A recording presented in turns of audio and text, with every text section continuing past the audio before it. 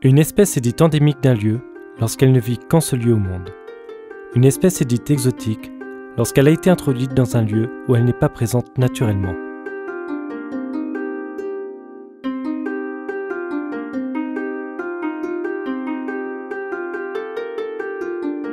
La Réunion, île des Mascareignes la plus australe, présente une nature sauvage unique tant pour sa flore que pour sa faune. Cette double richesse végétale et animale constitue la biodiversité de l'île. Tout comme l'illustre la disparition des tortues géantes, reptiles mythiques des Mascareignes, cette diversité du vivant est aujourd'hui en péril. Cette richesse est directement menacée par l'introduction d'espèces exotiques et par les activités humaines. Il existe deux geckos verts qu'on ne trouve qu'ici dans le monde. Ces deux espèces endémiques, le gecko vert de Bourbon et le gecko vert de Manapani, constituent l'une des richesses du patrimoine naturel de la Réunion.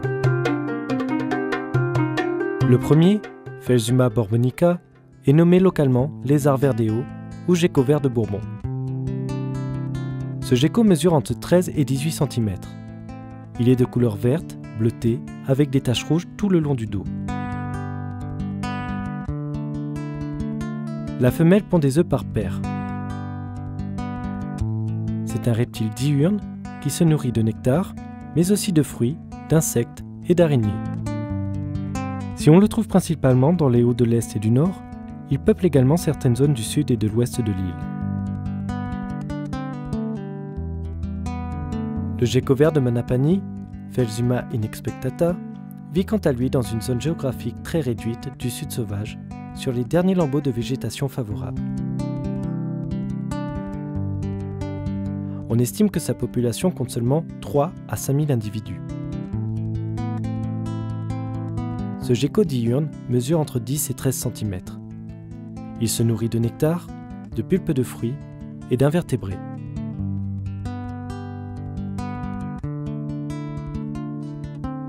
L'habitat naturel de ces geckos a été fortement dégradé ou détruit par les activités humaines, comme la mise en culture des terres et l'urbanisation. C'est particulièrement le cas du gecko vert de Manapani.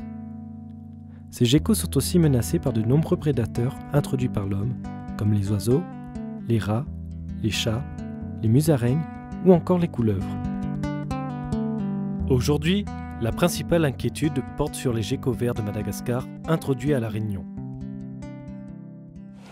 Il y a deux espèces de geckos verts qui sont envahissants à la Réunion. Il y a le gecko vert poussière d'or qui a été introduit en 1975 vers Grand Fond.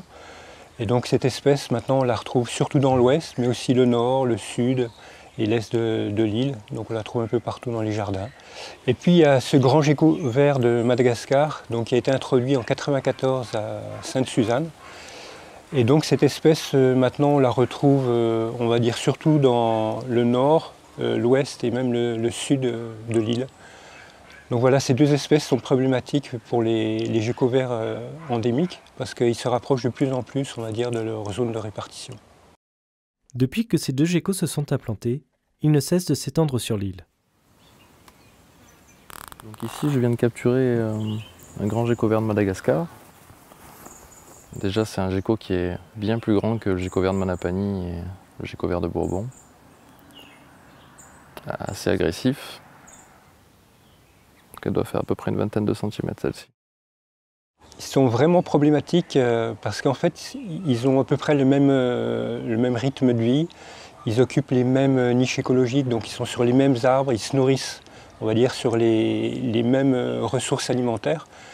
Et en plus, ils sont très compétitifs par leur nombre. En fait, ils se reproduisent très très vite. Ils sont plus adaptés aux prédateurs parce qu'ils viennent de Madagascar où là-bas ils étaient habitués à se battre, on va dire, pour trouver leur place. Et donc, on va dire, ils occupent vraiment la place des geckos verts endémiques. Donc ici, nous sommes au-dessus de la ravine des Lataniers, qui est en contrebas.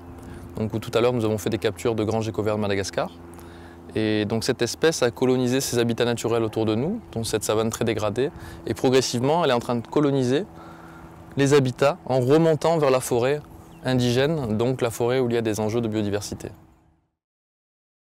Sébastien Dervin, étudiant à l'Université de La Réunion, a travaillé sur le régime alimentaire du grand gecko vert de Madagascar. Nous avons pu montrer que le grand gecko vert de Madagascar est un prédateur très opportuniste, c'est-à-dire qu'il est capable de consommer tout animal passant à sa portée pour peu que celui-ci soit une taille inférieure à la sienne. Donc la majorité du régime est constituée d'invertébrés, insectes, araignées et escargots, mais on y trouve également des geckos. Alors on savait que ce reptile pouvait manger d'autres lézards, notamment des geckos verts, comme c'est le cas à Maurice. Mais ici, la quantité d'individus que nous avons pu échantillonner et analyser nous a permis de montrer que la consommation de geckos sur l'île de la Réunion est un phénomène fréquent et régulier et que même les individus de petite taille de cette espèce invasive sont capables de consommer d'autres geckos.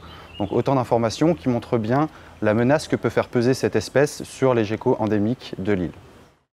À l'île Maurice, des études ont également été menées afin de mieux comprendre la menace que représente le grand gecko vert de Madagascar. Pour ma thèse de doctorat, j'avais étudié l'effet de ces gros geckos verts de Madagascar sur les petits geckos de Maurice. Et là, j'avais pris des sites où il y avait des geckos malgaches et des geckos endémiques. Quand il y avait des geckos malgaches, il y avait une diminution des geckos endémiques, près de 90%. Et même dans des sites où il n'y avait que des geckos malgaches, là, il n'y avait plus de geckos endémiques du tout. Vu que les geckos de Maurice, les endémiques, là, et les geckos de la Réunion se ressemblent au niveau de l'écologie, comparé aux gros geckos de Madagascar, ils ne peuvent pas cohabiter et ça va causer certainement l'extinction des geckos endémiques de l'île Maurice et de la Réunion. Comment reconnaître les différents geckos verts? Les geckos endémiques sont originaires de la Réunion, alors que ces geckos invasifs proviennent de Madagascar. Les geckos verts endémiques ont des taches rouges depuis le dos jusque sur la queue. Le gecko vert de Manapani mesure 10 à 13 cm. Un trait rouge relie les deux yeux et un croissant de lune bleue est bien visible sur le museau. Un trait sombre et deux lignes blanches filent de l'œil vers l'arrière du corps. Le gecko vert de Bourbon mesure 13 à 18 cm. Le dos et la queue sont parcourus de taches rouges plus ou moins grandes et reliées entre elles. Sa coloration est très variable en fonction des localités. Les geckos verts invasifs ont des taches rouges uniquement sur le dos et la tête. Le gecko vert poussière d'or, qui mesure 12 à 13 cm, a 3 bandes rouges sur le dos.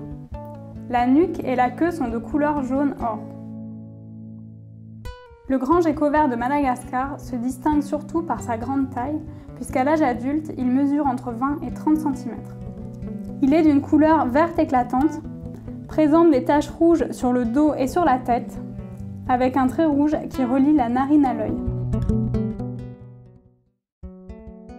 Face à la menace que représentent ces geckos invasifs pour nos espèces endémiques, un plan régional de lutte a été lancé en 2012 par la Direction de l'environnement de la Réunion. Des arrêtés préfectoraux interdisent d'introduire de nouveaux geckos verts sur le territoire et permettent aux gestionnaires d'espaces naturels de lutter contre ces espèces invasives.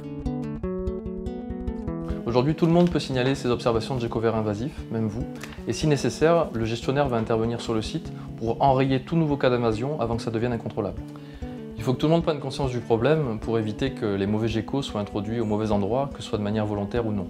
Quelles sont les attitudes à proscrire pour éviter le pire? Ne capturez aucun gecko vert.